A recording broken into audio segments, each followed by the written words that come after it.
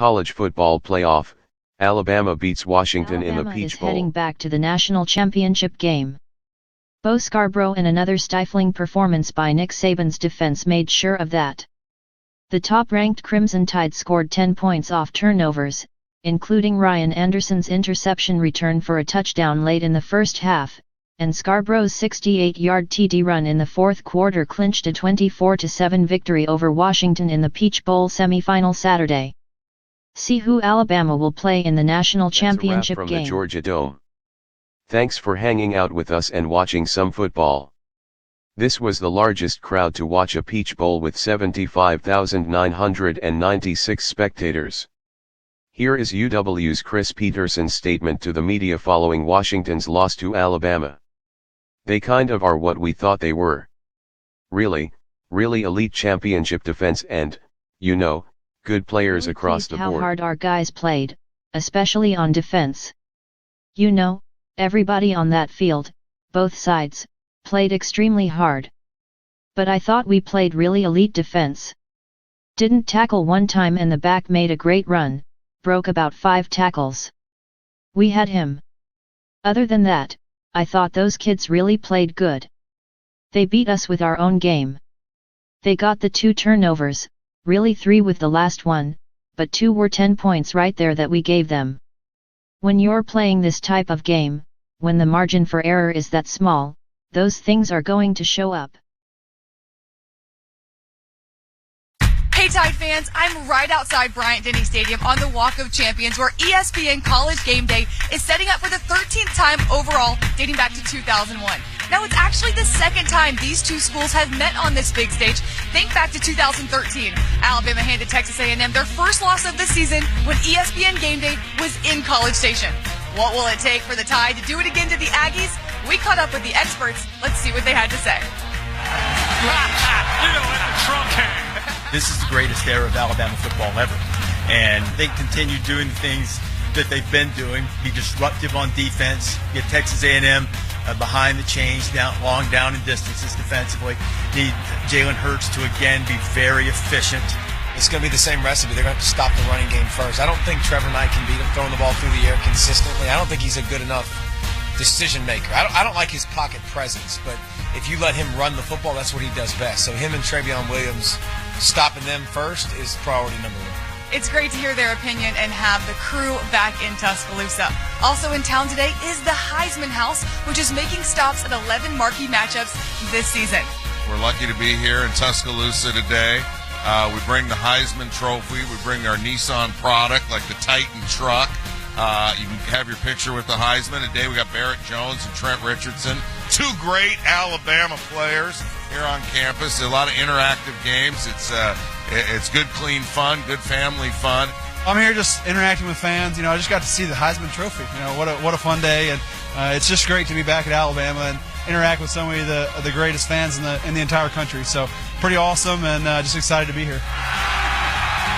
It's never a dull moment in Tuscaloosa on a football game day, and fans, we are just getting things started. Reporting from the Walk of Champions, I'm Hannah Chalker for Tide TV.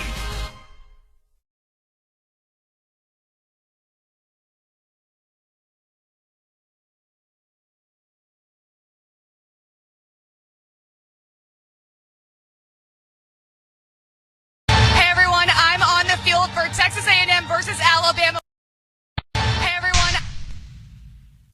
It is an honor to present the 22nd winner of the Maxwell Football Club's Chuck Bednarik Award to Jonathan Allen from Alabama.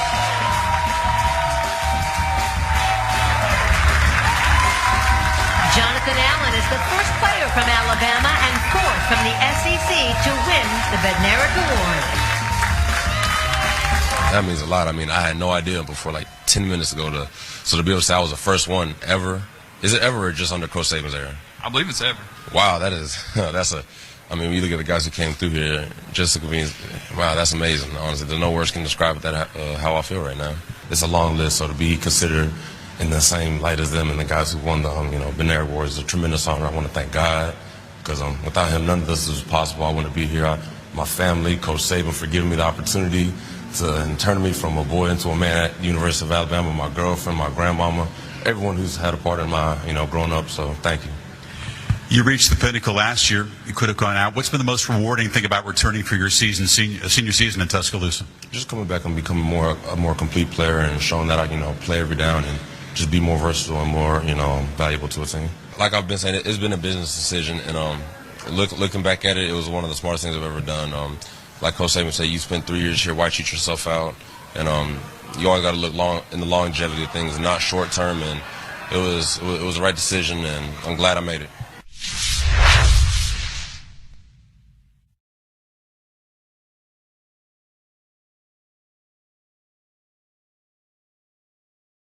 Running back number 43, Lawrence Arakazima. Also joining us today is Lawrence's mother, Jacqueline Page, who has served 3 tours in Iraq and Afghanistan and was allowed to come home early for Senior Day to recognize her son.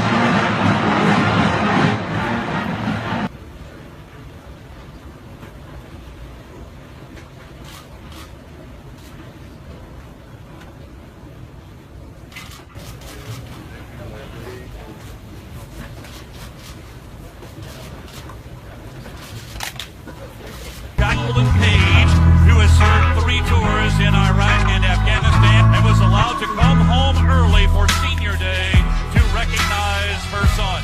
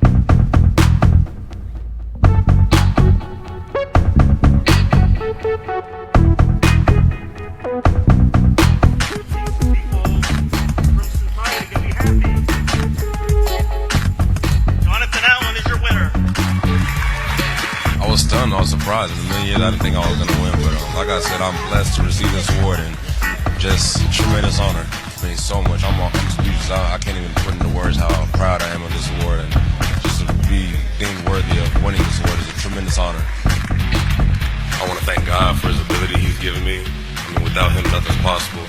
I'd like to thank my parents, Richard, Tracy, Mike Garner, my whole family, Coach Pruitt, everyone who's helped me got here.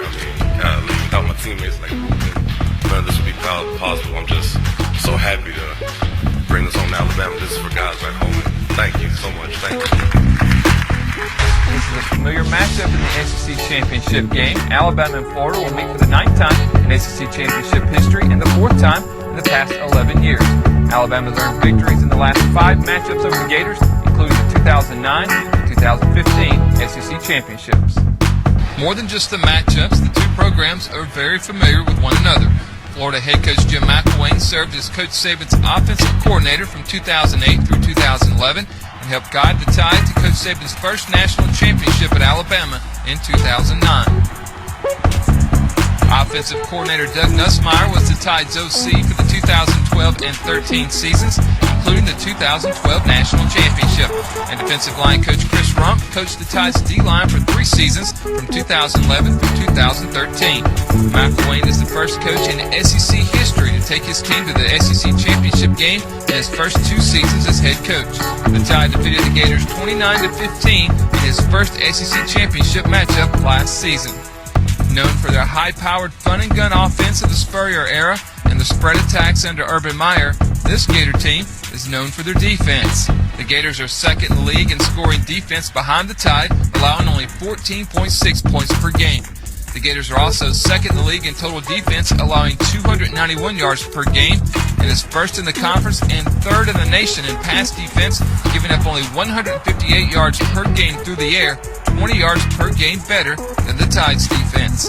We got really good players. They're really well coached. They play a lot of man-to-man, and their matchups are better than most people that they play against, and they've been very effective.